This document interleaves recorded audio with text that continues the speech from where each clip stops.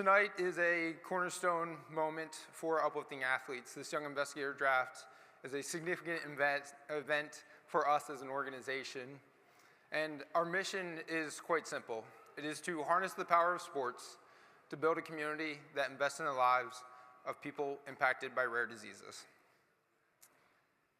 We think about the work that we do here at Uplifting Athletes as serving the rare disease community today, tomorrow, and in the future. Tonight, through the Young Investigator Draft, we'll be laying the groundwork for the treatments of tomorrow.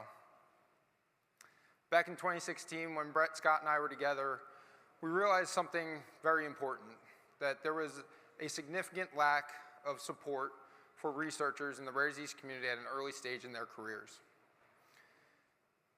We believed that we could change the trajectory of a career by funding research at the moment that it mattered most. Since then, since we launched the Young Investigator Draft in 2018, Uplifting Athletes has funded 65 researchers and over $1.2 million in research grants.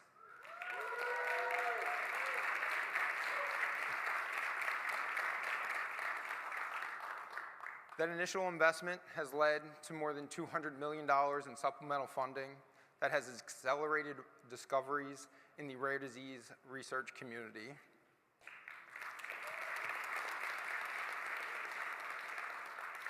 And that is why we're here tonight. We will be investing another $200,000 in 10 incredible researchers in partnership with 10 wonderful patient advocacy organizations. I know firsthand how important this investment in early science is. I would like to take you back to 1980 in Birmingham, England. A young researcher named Dr. Malcolm Stevens received a seed grant to start his work. Dr. Stevens would go on to discover a compound called temozolomide.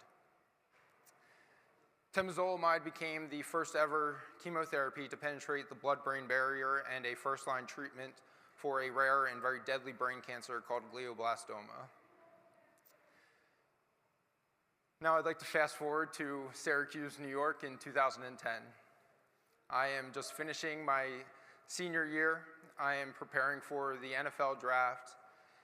And I had met with the team doctors. I hadn't been feeling particularly well throughout my season, and they wanted to try and rule some things out. So they sent me for an MRI. Later that evening, I would find out that my doctors had discovered a large brain tumor in my head. I would be flown home here to Philadelphia the next day with plans for an emergency brain surgery. 6 days later, we received the pathology report back, and I was diagnosed with a grade 3 anaplastic astrocytoma, a rare and aggressive form of brain cancer. The nurses would pull my parents to the side and tell them that they did not expect for me to see my 25th birthday. When I was diagnosed, I was told that there's no cure and there's no approved treatment. And I remember sitting in that room feeling like my future had just disappeared. I would pray at night just for a little bit more time. Because of the work that Dr. Stevens had done decades prior, my doctors had something that they could try. And they used temozolomide as an off-label experimental therapy. And for the next 14 months, that therapy was my shot in the dark. And now I'm here tonight with all of you more than 15 years later.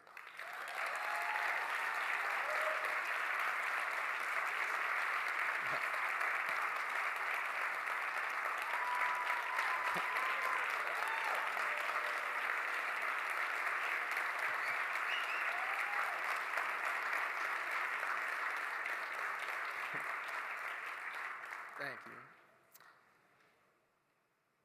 In 2019, I would go on to marry the love of my life. We would buy our first home together.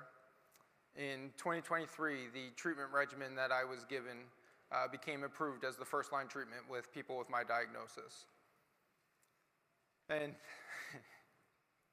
This past September, my wife and I welcomed our son, Archer Robert Long, into the world.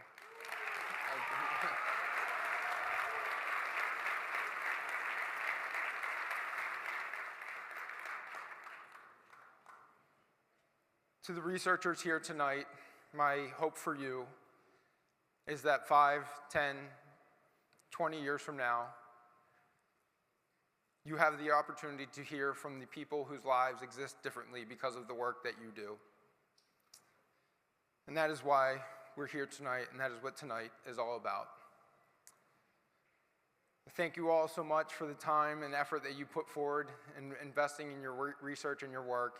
And we are so excited to be here to support you and be a part and welcome you to be a part of the Uplifting Athletes organization. Thank you all so much.